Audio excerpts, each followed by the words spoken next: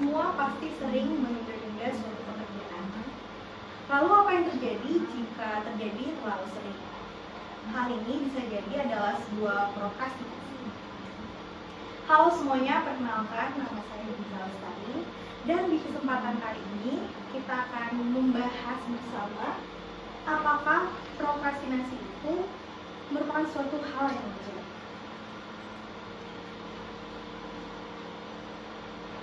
Prokrastinasi. Secara etimologis, prokrastinasi ini berasal dari bahasa Latin, yaitu procrastinare, yang artinya menunda sampai besok. Prokrastinasi ini juga berasal dari bahasa Yunani kuno, yaitu akasia, yang artinya melakukan sesuatu yang bertentangan dengan penilaian kita. Sehingga prokrastinasi ini dapat kita definisikan sebagai kesulitan diri kita untuk meyakinkan diri sendiri untuk melakukan hal-hal yang seharusnya atau yang ingin kita lakukan. Oke, jadi faktanya teman-teman, prokrastinasi ini merupakan suatu hal yang umum dan menjadi salah satu musuh terbesar bagi kebanyakan manusia. Menurut penelitian dari Joseph Ferrari, seorang profesor psikologi di DePaul University di Chicago, dan dia juga merupakan seorang penulis dari buku yang berjudul Still Procrastinating. Faktanya adalah 20% orang di Amerika Serikat adalah orang yang suka menunda-nunda. Prokrastinasi ini bisa dikatakan sebagai kecenderungan umum yang membuat kebanyakan orang menyerah pada suatu saat. It is self-harm, kata Dr. Pierre Steele, seorang profesor psikologi motivasi di Universitas Calgary dan seorang penulis dari buku yang berjudul The Procrastination. Prokrastinasi ini adalah sesuatu yang membahayakan atau merugikan diri kita sendiri. Berikutnya, lalu apa sih yang menyebabkan kita semua itu suka menunda-nunda? Mungkin sebagian dari kita itu menunda-nunda suatu pekerjaan karena mungkin merasa waktu yang tersisa untuk melakukan pekerjaan tersebut masih banyak, sehingga kita berpikir bahwa selalu ada hari esok. Padahal kalau dipikir-pikir, hari esok itu belum tentu ada, bukan? Siapa sih yang tahu dengan umur seseorang? Tetapi faktanya, menurut penelitian, ternyata nih prokrastinasi terjadi bukan karena kegagalan kita dalam mengatur atau memanajemen waktu, melainkan prokrastinasi ini terjadi karena ketidakmampuan kita dalam mengelola suasana hati negatif kita saat mengerjakan suatu pekerjaan. Singkatnya dapat kita simpulkan, prokrastinasi ini terjadi karena suasana hati kita yang buruk. Misalnya, kita tuh menunda-nunda suatu pekerjaan karena kita merasa sangat takut gagal. Hal ini mungkin kerap terjadi pada seorang perfeksionis.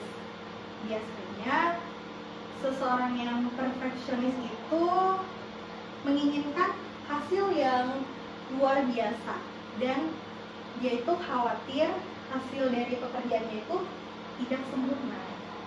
Hal ini kemudian menyebabkan dia tidak memulai sama sekali, dan ujung-ujungnya jadi tidak mengerjakan apa-apa. Selain itu, kita mungkin juga menunda-nunda suatu pekerjaan karena kita merasa keberatan, kewalahan, ataupun kita tidak menikmati proses dari suatu pekerjaan tersebut. Mungkin apakah karena tugas tersebut terlalu berat atau terlalu membosankan ataupun terlalu banyak. Pada akhirnya prokrastinasi ini menjadi suatu obat penawar.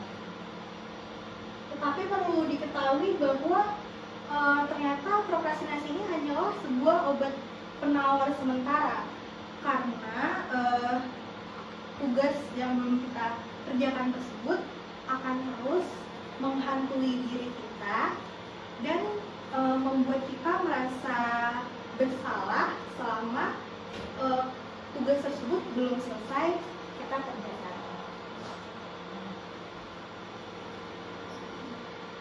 Kemudian di sini sebenarnya ada banyak studi-studi yang membahas tentang pemikiran-pemikiran yang suka merenung hingga menyalahkan diri kita sendiri, yang cenderung terjadi setelah kita menunda-nunda mengerjakan suatu pekerjaan. Hal ini tuh dikenal dengan namanya procrastinatory cognitions. Pikiran-pikiran tentang prokrastinasi ini biasanya akan menambah kesusahan dan stres yang akhirnya akan berujung pada prokrastinasi yang berkelanjutan. Kelegaan sesaat yang kita rasakan biasanya saat menunda-nunda sebenarnya itu adalah hal yang membuat siklus ini menjadi sangat kejam.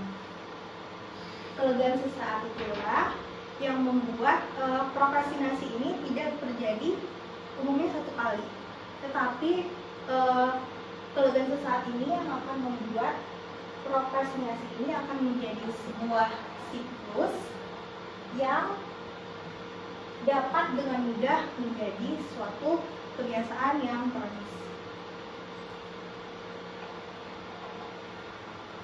Kemudian seiring berjalannya waktu, prokrastinasi ini tidak hanya akan berdampak pada produktivitas kita, tetapi prokrastinasi ini akan berdampak pada kesehatan mental dan juga kesehatan fisik.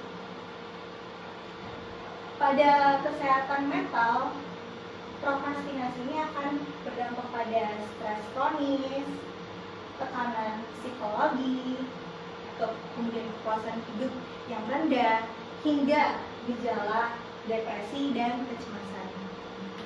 Selain itu, untuk kesehatan fisik, prokrastinasi ini akan berdampak misalnya menyebabkan penyakit kronis, hipertensi, hingga penyakit kardiovaskular. Oke, selanjutnya bagaimana sih caranya agar kita bisa berhenti dari prokrastinasi? Mungkin di sini ada beberapa cara yang bisa kita lakukan. Yang pertama, kita perlu cari akar penyebab dari prokrastinasi. Mungkin kita bisa menanyakan pada diri kita masing-masing, kenapa sih kita menghindari untuk menyelesaikan tugas tersebut, atau kenapa sih tugas ini membuat perasaan kita tuh tidak enak. Dengan mencari tahu akar penyebab dari prokrastinasi, kita akan lebih terampil dalam mengelola emosi negatif yang kita miliki, dan harapannya kita akan menghindari hal-hal yaitu menunda-nunda dalam pekerjaan. Kemudian yang selanjutnya, yang kedua, yaitu kita perlu mengubah cara kita memandang suatu pekerjaan dari yang harus mengerjakan menjadi mau mengerjakan. Ketahuilah teman-teman bahwa ternyata perubahan kata yang simpel ini memiliki pengaruh yang besar terhadap emosi yang kita miliki. Saat kita kesulitan dalam mengerjakan sesuatu, tidak ada salahnya kita bertanya pada seseorang yang ahli di bidangnya. Kemudian langkah ketiga yaitu lupakanlah kesempurnaan. karena sesungguhnya kesempurnaan itu tidaklah ada. Yang penting kita tuh memulai terlebih dahulu. Langkah yang bisa kita lakukan mungkin kita harus langsung mengerjakan dengan cepat draft pertama, dan untuk perbaikan itu bisa dilakukan sebelum kita mengumpulkan tugas tersebut pada dosen ataupun atasan. Ketahuilah teman-teman bahwa di balik orang yang handal itu akan terdapat banyak kegagalan, perbaikan, dan eksperimen. Akan lebih baik bukan jika kita langsung mengerjakan dan menyelesaikan daripada tidak memulai sama sekali. Selanjutnya yang keempat yaitu optimalkan lingkungan untuk meminimalkan gangguan. Maksudnya di sini adalah jauhkan gangguan digital seperti HP, kemudian kuatkan tekad kita teman-teman untuk melakukan suatu pekerjaan, kemudian matikan notifikasi pada saat fokus, misalnya dengan menggunakan fitur Do Not Disturb, dan menghindari media sosial untuk sementara waktu.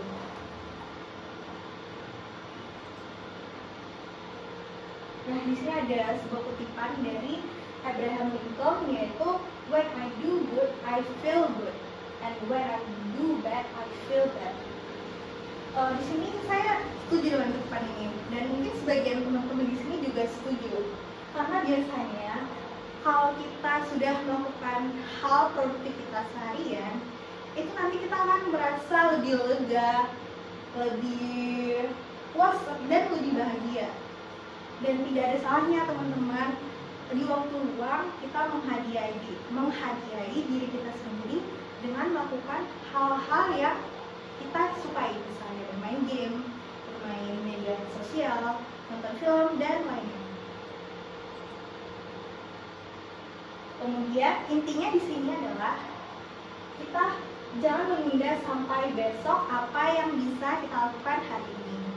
Ingatlah bahwa dengan menunda-nunda suatu pekerjaan, kita juga menunda-nunda suatu kebahagiaan. Tanamkan pada diri kita semua bahwa dengan menunda-nunda kita juga membuang-buang waktu untuk berinvestasi pada sesuatu yang berarti. Maka dari itu penting bagi kita untuk mengatasi musuh besar ini, karena akan ada lebih banyak hal yang bisa kita capai dan potensi yang bisa kita manfaatkan dengan lebih baik. Pada akhirnya teman-teman, prokrastinasi itu bukanlah sesuatu hal yang ada di luar kontrol kita.